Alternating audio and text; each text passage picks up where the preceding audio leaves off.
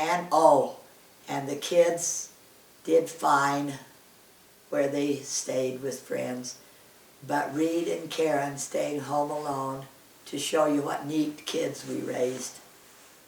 They had an opportunity to get a kind of grass that's really sturdy. What's it called, Reed? St. Augustine. St. Augustine grass. And the way you planted it, or one way you could plant it, they called it a plug. You'd take a little piece of the St. Augustine that was about that big, was still the root system, and then you'd go out in your grass and you would dig a hole just big enough to plug that in. And so I don't know how close they did it, but they plugged front and backyard.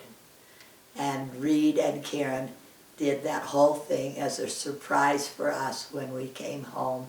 And I think some nights they were working by the light of our outside floodlights to get it done before we got home in time. But that was their surprise and their gift of love to us while we were gone, that we came home. And Dad had been wanting to have that St. Augustine because it stayed green all winter and was so sturdy. It was just great grass to have in California.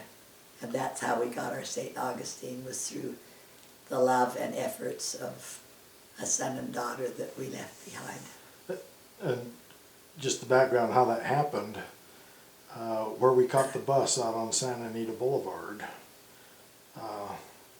they were putting in a sidewalk there on Santa Anita Boulevard, and the grass that they were digging out was the St. Augustine grass. So it's while we were waiting at the bus stop and they're digging up the grass, and we said, hey, can we have that? And they said, sure.